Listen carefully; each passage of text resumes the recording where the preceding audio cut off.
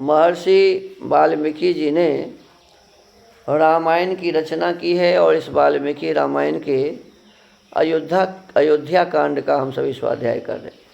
अयोध्या कांड में आज 22वें सर्ग का स्वाध्याय करेंगे। पिछले दिनों भगवान राम लक्ष्मण जी के और माता कौशल्या जी के द्वारा जो कुछ भी कहा गया उसको ध्यान से सुनकर और धर्म की दुहाई देते हैं। इस धर्म की दुहाई में जो कुछ बातें बताई गई है ये थोड़ा सा उटपटांग लगता है। एक बात तो उन्होंने बताया कि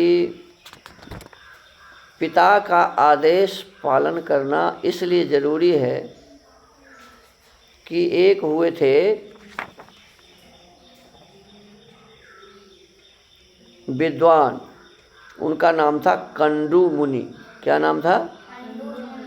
कंडू मुनि। वो वन में रहते थे और पिताजी ने उनको आज्ञा दिया कि इस गाय को मार दो और उन्होंने गाय को मार दिया। अब एक बात बताओ, यदि पिताजी कोई गलत काम कहे करने तो करना चाहिए। गाय को तो वैसे भी खास करके जिसे आर्य कहते हैं वे तो गाय को माता समझता। गाय को क्या समझता है? माता। तो उन्होंने यदि मान लीजिए पिताजी के आदेश से गाय को मार दिया तो अच्छा काम किया या क्या? तो पिताजी के इस आदेश का पालन करना कोई अच्छा काम नहीं है। तो ये तो भगवान राम जो ये देते हैं कि भाई कंडू मुनि अपने पिता का आदेश पालन करने के लिए पिता के आदेश से गाय को भी मार दिया, जबकि गाय मारना पाप है। खुद भी वो कह रहे हैं गाय का मारना पाप है, लेकिन पिता के कहने से गाय को भी मार दिया। एक उदाहरण वो देते हैं कि सगर जो हमारे ही कुल खानदान के थे, सगर के 60,000 पुत्र थे। इंद्र ने सगर का घोड़ा चुरा लिया था। इंद्र ने क्या किया था जी? सगर का घोड़ा चुरा लिया था और वो कपिल जी के सामने बजा के बांध दिया था। सगर के 60,000 पुत्र पृथ्वी को छानते हुए कोड़ते हुए पहुंच गए वहाँ, और वहाँ कपिल को बोला, अरे तू हमारा यज्ञ का घोड़ा चुरा के लाया है, रुको रुको। तो कपिल कहता है तू रुक।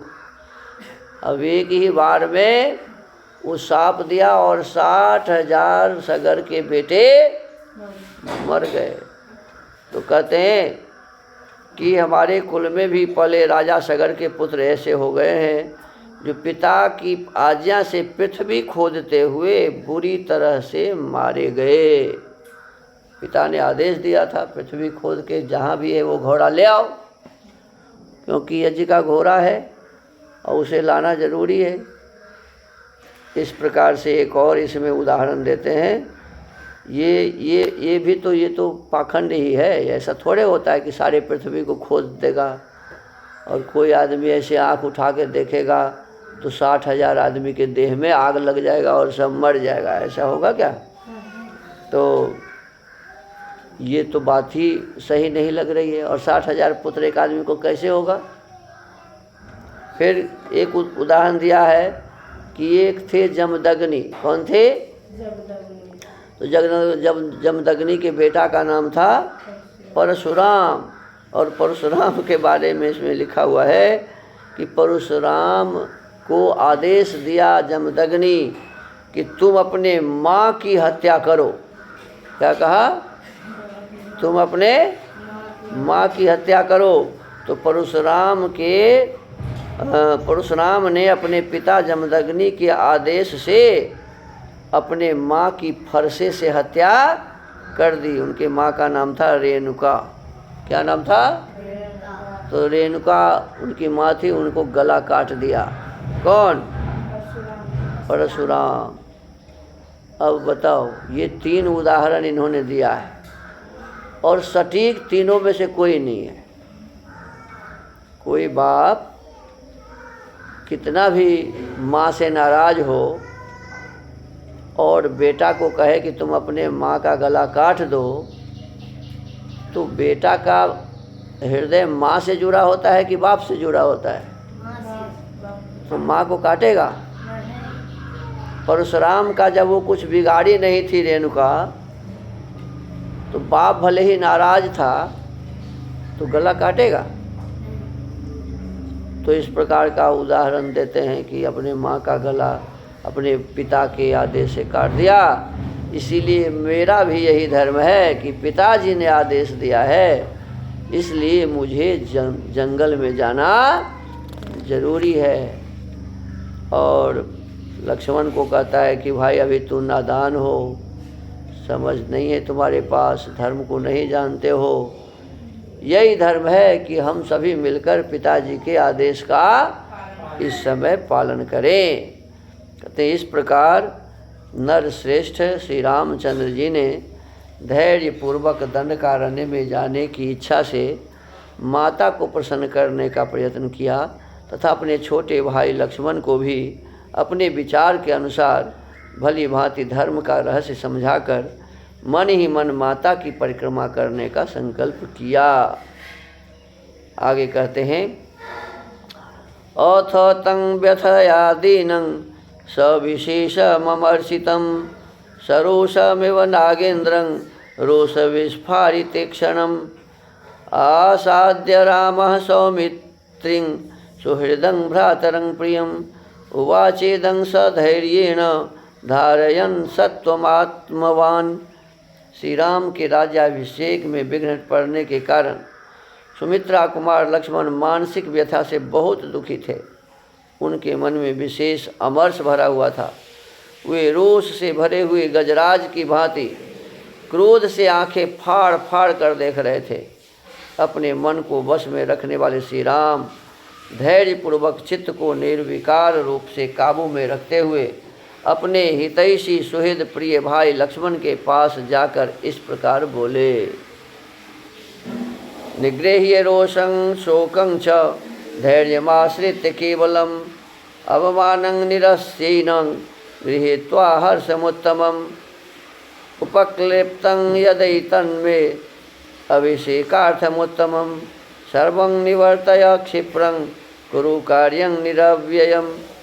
लक्ष्मण, केवल धैर्य का आश्रय लेकर अपने मन के क्रोध और शोक को दूर करो। चित्त से अपमान की भावना निकाल दो और हृदय में भली भांति हर्ष भरकर मेरे अभिषेक के लिए यह जो उत्तम सामग्री एकत्र की गई है इसे शीघ्र हटा दो और ऐसा कार्य करो जिससे मेरे वनगमन में बाधा उपस्थित न हो।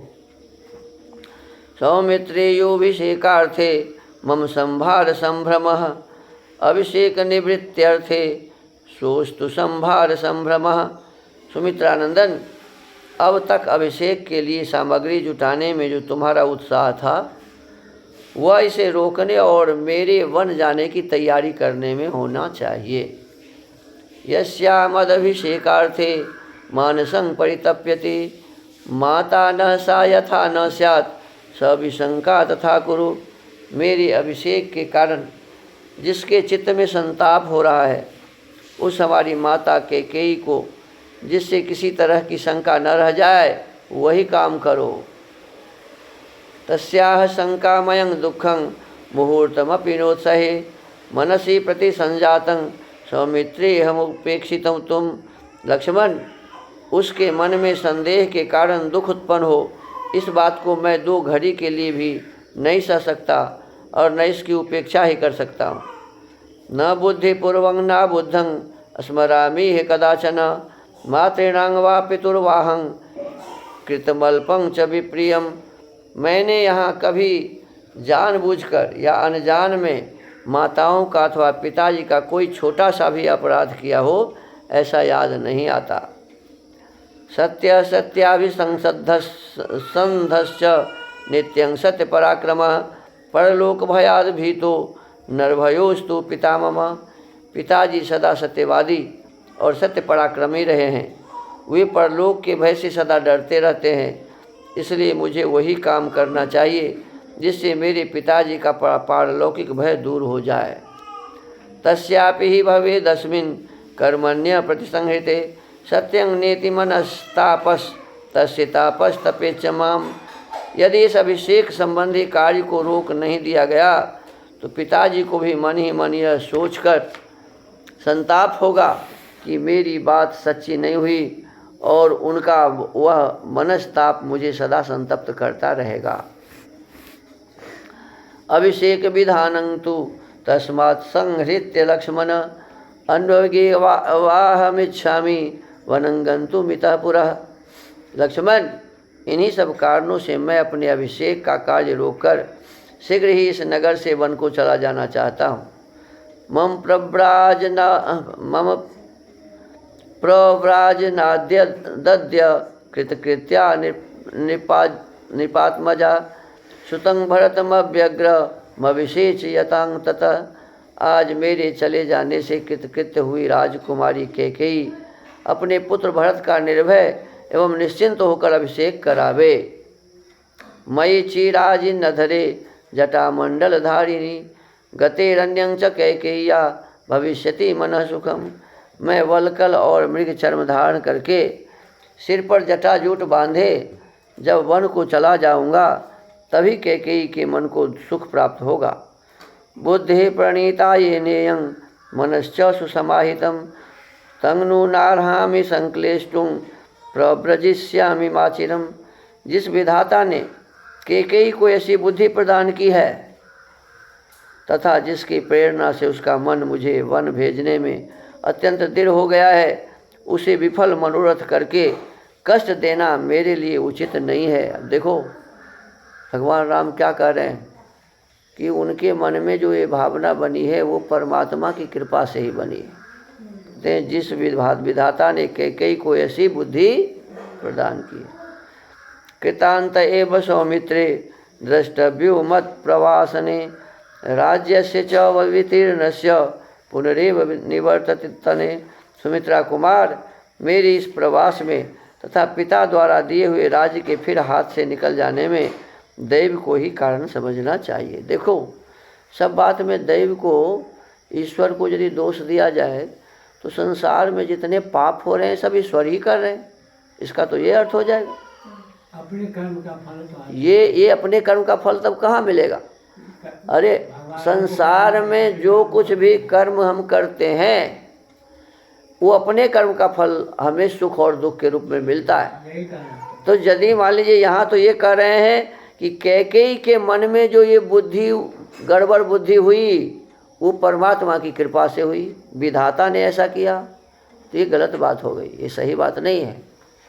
विधाता किसी को ये नहीं कहता कि तू किसी की हत्या कर दो, विधाता किसी को नहीं कहता कि तू चोरी करो, झूठ बोलो, तू क्या कहते हैं अन्याय करो, ये विधाता नहीं कहते। ये हमारी आत्मा स्वतंत्र है कर्म करने में और हम अपनी स्वतंत्रता से काम करते हैं। तो कैकेयी के मन में जो भी गलत बातें हुई वो कैकेयी की आत्मा की बातें हैं, परमात्मा की बातें नहीं है। परमात्मा ने ऐसा नहीं किया कि उनके मन में ऐसी भावना भर दी। और इनको जो अभी जाना पड़ रहा है जंगल, ये भी दैव का काम है। कहते हैं दैव को ही कारण समझना चाहिए। दैव अपने कर्म को कारण कहाँ समझ रहे हैं? कहते दैव कारण है इसमें, परमात्मा कारण है इसमें, उन्हीं की इच्छा है और इसीलिए हम वन जा रहे हैं, ऐसा कर रहे हैं। कैकेय्याः प्रतिपत्तिर्हि कथं स्यान् मम वेदने यदि तस्या न भावोऽयं कृतांत विहितो भवेत्। मेरी समझ से कैकेयी का यह विपरीत मनोभाव दैव का ही विधान है। फिर वही बात कर रहे हैं कि दैव का ही विधान है। यदि ऐसा न होता तो वह मुझे वन में भेजकर पीड़ा देने का विचार क्यों करती? कहते भगवान ही ऐसा करवा रहे हैं, ईश्वर ही ऐसा करवा रहे हैं। यदि ईश्वर नहीं करवाते तो कैकेयी मुझे दुख क्यों देती हैं? जानासि ही यथा सौम्य न मातृषु ममांतरम भूतपूर्वं विशेषो वा तस्यामयि सुतेपि वा। सौम्य, तुम तो जानते ही हो कि मेरे मन में पहले भी कभी माताओं के प्रति भेदभाव नहीं हुआ, माने मैं तीनों माता में किसी का भेद नहीं किया। और कैकेयी भी पहले मुझ में या अपने पुत्र में कोई अंतर नहीं समझती थी, ये राम को भी पता था। कैकेयी इनको बहुत मानती थी। सुभिषेक निवृत्त्यर्थे प्रवासार्थैश्च दुर्वचे उग्रैर्वाक्यैरहं तस्या नान्यदैवात् समर्थये। मेरे अभिषेक को रोकने और मुझे वन में भेजने के लिए उसने राजा को प्रेरित करने के निमित्त जिन भयंकर और कटु वचनों का प्रयोग किया है, उन्हें साधारण मनुष्यों के लिए भी मुंह से निकालना कठिन है। उसकी ऐसी चेष्टा में मैं दैव के सिवा दूसरे किसी कारण का समर्थन नहीं करता। देखो, भगवान राम यहाँ कह रहे हैं कि जिस प्रकार से उन्होंने कहा राजा को कि मुझे 2 वरदान चाहिए, एक भरत का राजगादी और एक राम का वनवास, यह महाकठिन बात साधारण लोग नहीं बोल सकते। और कैकेयी के मुंह से ये निकला है, इसका मतलब है कि परमात्मा ने ही उनके बुद्धि में बैठकर, उनके मन में बैठकर ये बातें कहवाई है, कैकेयी ने नहीं कहा है, ऐसा कह रहे हैं। देखो, इस संबंध में एक पुस्तक है, कैकेयी पर एक गजानन जी आर्य हुए हैं, उन्होंने वीरांगना कैकेयी कह के किताब लिखा है। क्या लिखा है? वीरांगना कैकेयी। और वीरांगना कैकेयी में उन्होंने लिखा है कि कैकेयी जानबूझकर राम को वन भेज रही है। क्यों? तो वह जानती है कि पिता मोह में पड़े हुए हैं,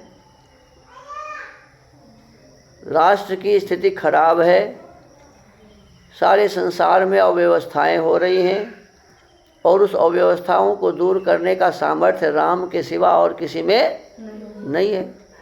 यदि पिता इस प्रकार से मोह में पड़े रहेंगे तो पिता के आगे ही ये बैठे रहेंगे और आगे नहीं जा पाएंगे और देश समाज का उपकार नहीं हो सकेगा।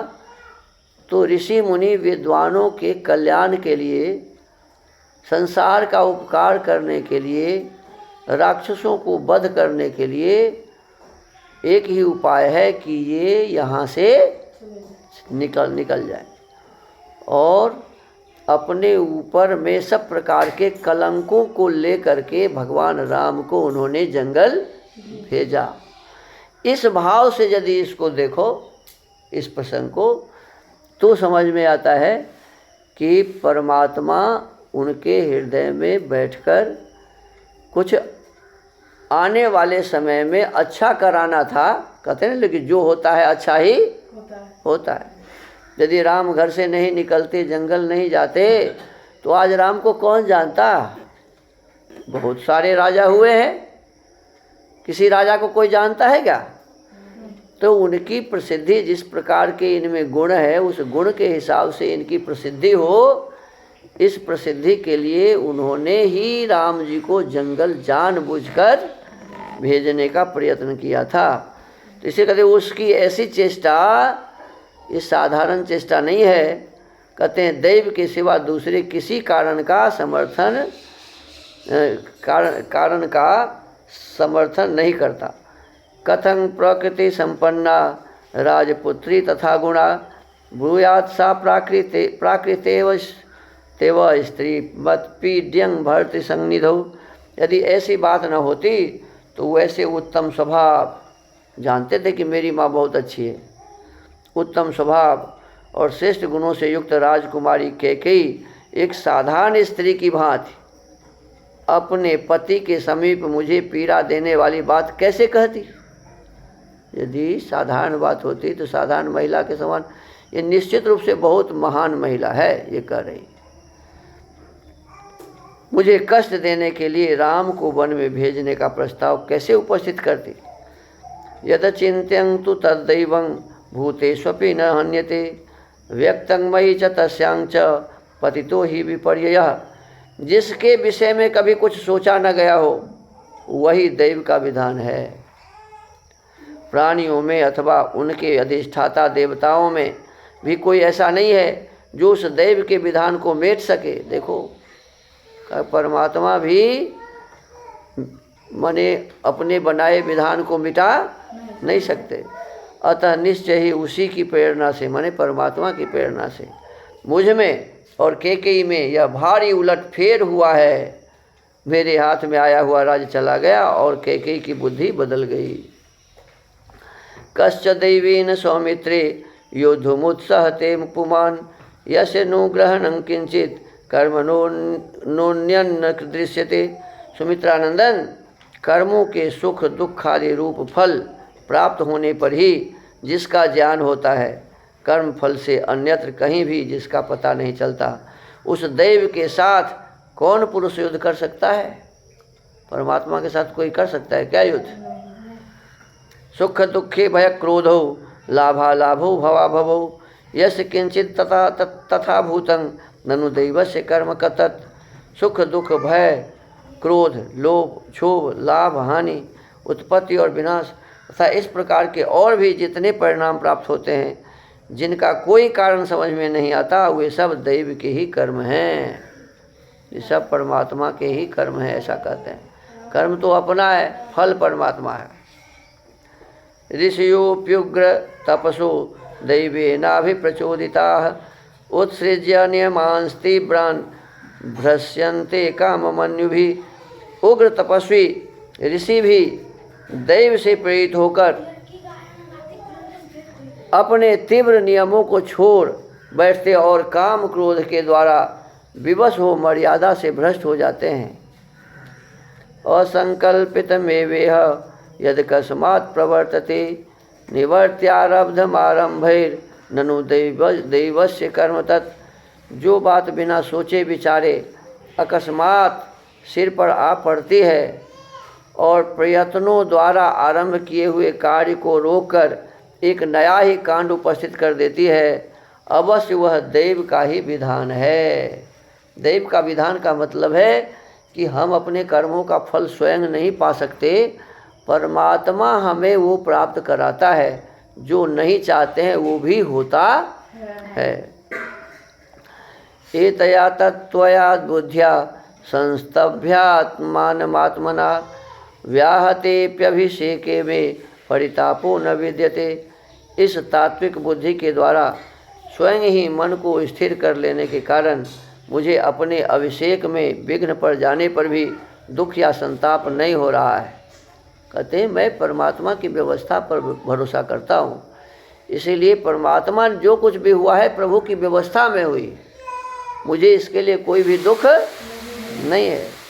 तस्माद् परितापः संस्त्वमप्यनुविधाय मां प्रतिसंहार रय क्षिप्र माभिषेच निकिं क्रियां। इसी प्रकार तुम भी मेरे विचार का अनुसरण करके संताप शून्य हो राज्याभिषेक के इस आयोजन को शीघ्र बंद करा दो। एभिरेव घटे सर्वै रविसेचन संभृते मम लक्ष्मण तापस्ये व्रत स्नानं भविष्यति। लक्ष्मण, राज्याभिषेक के लिए संजो कर रखे गए इन्हीं सब कलशों द्वारा मेरा तापस व्रत के संकल्प के लिए आवश्यक स्नान होगा। अथवा किंवै तेन राज्यद्रव्यमयेन तु उद्धृतं मे स्वयं तोयं व्रतादेशं करिष्यति। अथवा राजाभिषेक संबंधी मंगल द्रव्यमय इस कलश जल की मुझे क्या आवश्यकता है? स्वयं मेरे द्वारा अपने हाथ से निकाला हुआ जल ही मेरे व्रतादेश का साधक होगा। माच लक्ष्मण संतापं कार्षिर्लक्ष्म्या विपर्यये राज्यं वा वनवासो महोदय। लक्ष्मण, लक्ष्मी के इस उलट फेर के विषय में तुम कोई चिंता न करो। मेरे लिए राज्य अथवा वनवास दोनों समान हैं, बल्कि विशेष विचार करने पर वनवास ही महान अभ्युदयकारी प्रतीत होता है। कहते हैं कि मेरे लिए इस राज्य से अच्छा वन का राज है। विशेष विचार करने पर वनवास ही महान अभ्युदयकारी प्रतीत होता है। न लक्ष्मणास्मिन् मम राज्य विघ्ने माता यवीयस्य भी शंकितव्या दैवाभिपन्ना न पिता कथंचित जानासि दैवं हि तथा प्रभावम। लक्ष्मण, मेरे राज्याभिषेक में जो विघ्न आया है, इसमें मेरी सबसे छोटी माता कारण है, ऐसी शंका नहीं करनी चाहिए। कैकेयी सबसे छोटी थी। छोटी थी। लक्ष्मण, मेरे राज्याभिषेक में जो विघ्न आया है, इसमें मेरी सबसे छोटी माता कारण है, ऐसी शंका नहीं करनी चाहिए, क्योंकि वह दैव के अधीन थी। इसी प्रकार पिताजी भी किसी तरह इसमें कारण नहीं हैं। तुम तो दैव और उसके अद्भुत प्रभाव को जानते ही हो, वही कारण है। जन्म जन्म के सुकर्मों और कुकर्मों का फल मिलता है ना, तो परमात्मा ही उस व्यवस्था को करते हैं। हमको आपको तो कोई पता नहीं होता है। अब देखो, भगवान राम बार बार कह रहे हैं कि इसमें दैव कारण है, परमात्मा कारण है, परमात्मा ही का ही विधान है, और इसी के कारण ये सब हो रहा है। हम सब के कर्मों का फल ये मिल रहा है, और इसमें मुझे दुख होना नहीं चाहिए। प्रभु की व्यवस्था समझ के इसे स्वीकार कर लेना चाहिए। अब भगवान राम कहते हैं कि प्रभु की व्यवस्था में सब कुछ हो रहा है, और लोग रामे को प्रभु मानना शुरू कर दिया। वो प्रभु की व्यवस्था में सभी होना शुरू करते हैं, स्वीकार कर रहे हैं, और इधर के लोग क्या कर दिए, राम को ही प्रभु मानना शुरू कर दिए। तो इस पर विचार करना चाहिए। भगवान राम मर्यादा पुरुषोत्तम, उत्तम, श्रेष्ठ व्यक्ति थे, महान पुरुष थे। वो ईश्वर का अवतार नहीं थे, ईश्वर का कोई अवतार होता ही नहीं है। इस विषय को हमें ठीक से समझना चाहिए। तो आज के इस वाल्मीकि रामायण के स्वाध्याय को यहीं विराम देते हैं। ओम।